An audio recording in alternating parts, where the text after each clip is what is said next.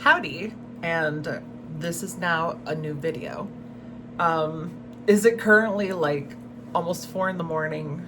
Yes, I guess we're making a habit of recording videos very late at night. I'm a night owl. I can't help it. I'm up until all odd hours of the night.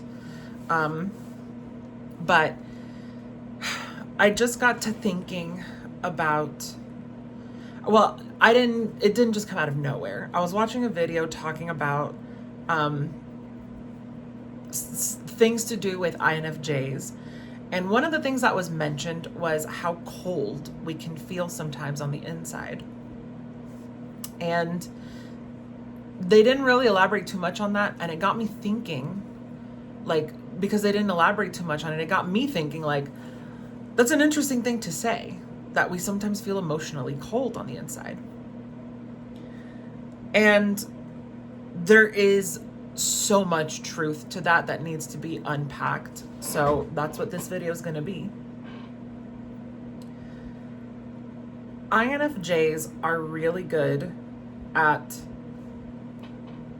almost emptying ourselves out and putting other people inside of that empty space that we create, right?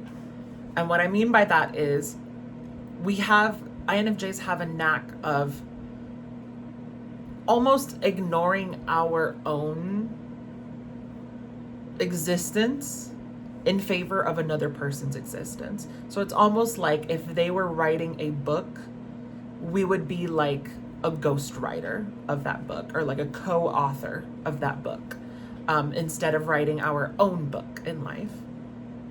We're really good at doing this. And part of this process involves, understanding a person and understanding how a person ticks. And so how that translates to the coldness that we sometimes can feel is that we'll see people in situations and they are just extremely stressed out in that situation, and they're like losing their mind, almost like they can't handle it, right? It's extremely stressful for them.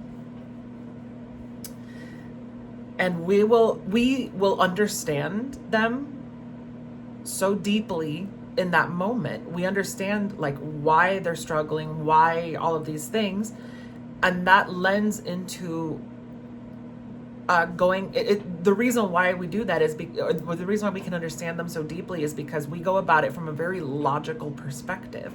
We're not sitting there like, oh my God, my heart aches for them, I'm emotionally in turmoil for them. No, we're coming at it from the perspective of okay, the emotion side, I get their feelings, I get why they have their feelings, but I'm looking at it from a logical, analytical perspective here. They're dealing with this when they really can, figure the solutions out in this and this and this capacity. If they do these certain things, or if they just change their perspective and mindset on whatever they're dealing with, then they wouldn't really they wouldn't be dealing with it so badly. They can deal with it a lot better if they just set aside the emotions and looked at it from an objective point of view. And this is a blind spot for us a lot of the times because of introverted thinking, connecting with introverted intuition there, that we forget that sometimes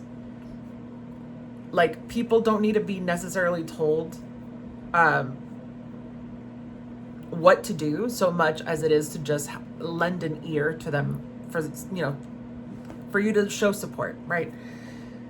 But it goes a little bit further than just that, the coldness aspect of it, right? So it's because of the fact that we can see it from a logical perspective, and we understand that we would not be affected in the same capacity that they are being affected if we were in that situation. So that in and of itself is what creates almost like a detachment from emotion in that scenario, because for us, it's there's no need to get so stuck in the feeling when you can approach it from an objective point of view and be able to handle the situation a lot easier.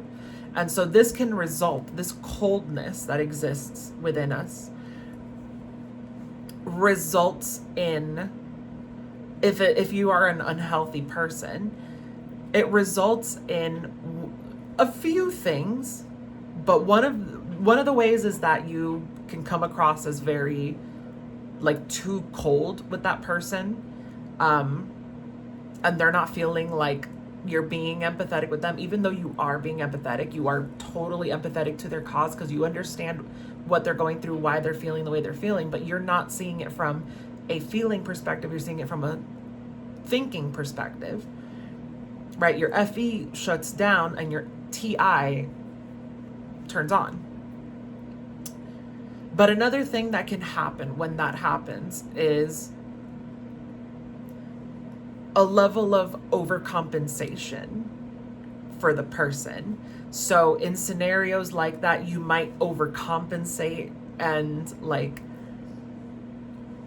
do things like, you know, give them money, or you might overcompensate by how I did it. I can't speak for all INFJs here, but how I would do it before is that I would adopt their emotion behind it. So if somebody was dealing with a situation and they were super anxious about it and super like, you know, it was really affecting them very deeply, I would adopt that and reflect that back to them as a way to like overcompensate that cold feeling that I would feel. Like, this is not how it's going to affect me personally, but I'm going to like adopt their way of being so that I can show that I'm empathetic to their cause. And I did also struggle with the coldness of like not being that ear to listen to the problem, or, you know, being that shoulder to cry on. That was my biggest crutch.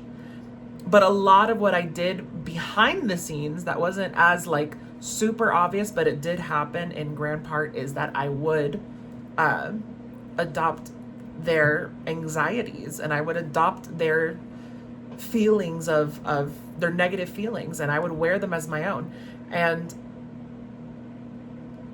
that creates an interesting dynamic in the INFJ, because it creates this weird place to be in where you're feeling these emotions, but you recognize they're not your own emotions.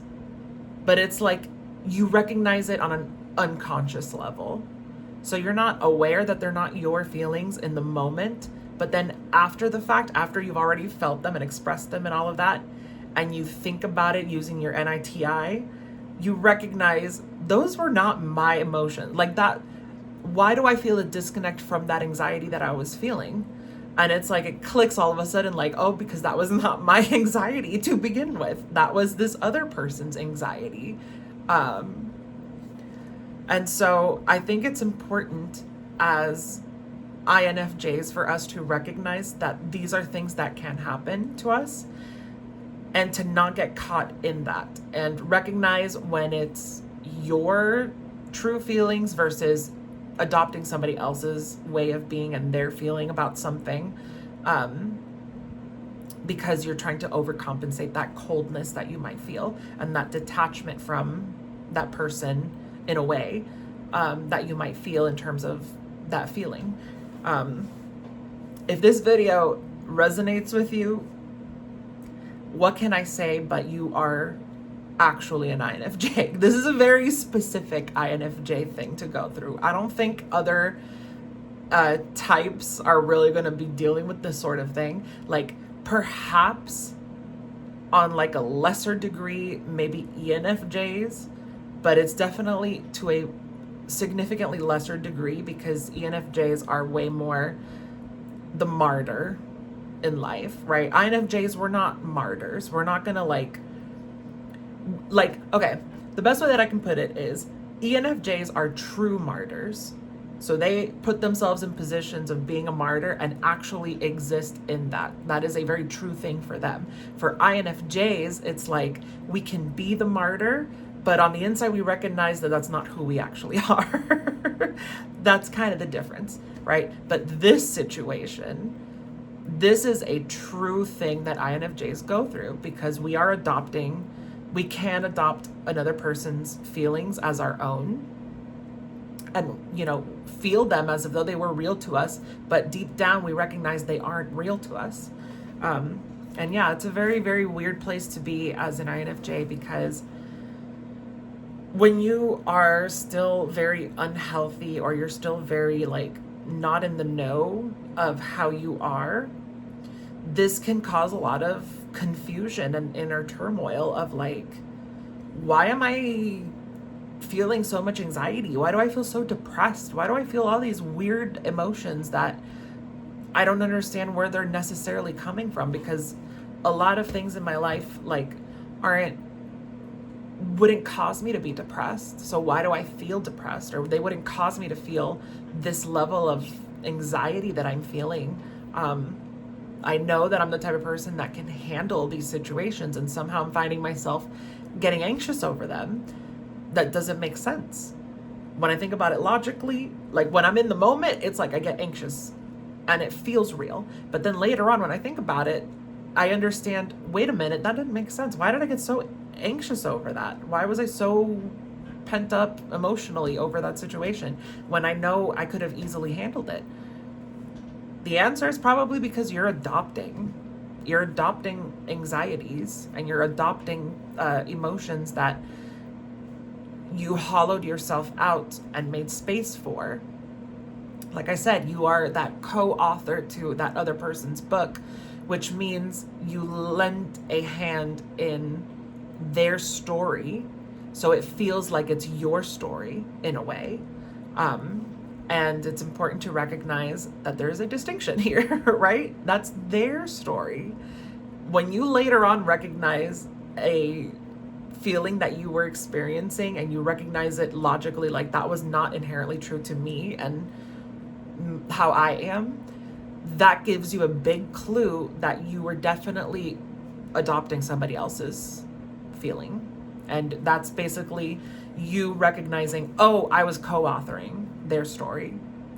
Sometimes it's hard to remember that, but if you're watching this video, keep that in mind.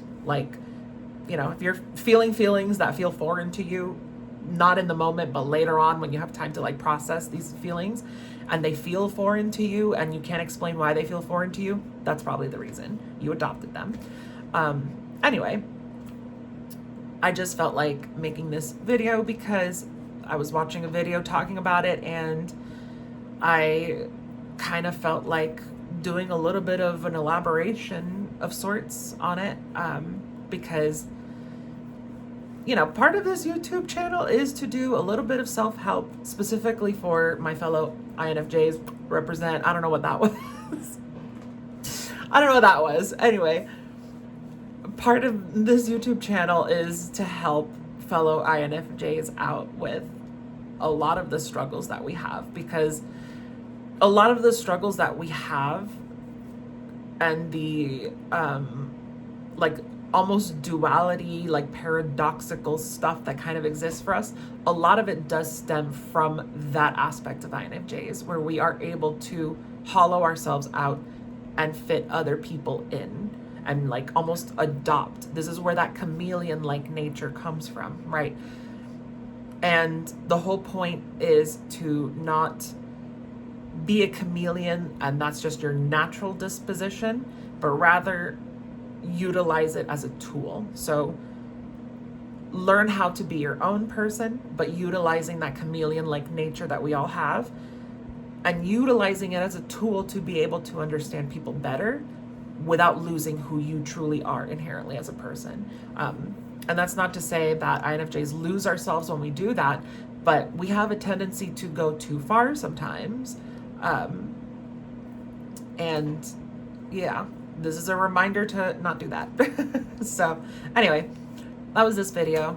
Thanks for tuning in. And as always, up, down, left, right, pink and blue, I guess purple, because we have purple lighting right now. I'm doing the whole purple lighting thing for a little bit. But for Dance Dance Revolution, it's pink and blue. So up, down, left, right, pink, blue, DDR, subscribe button, wherever it may be for you.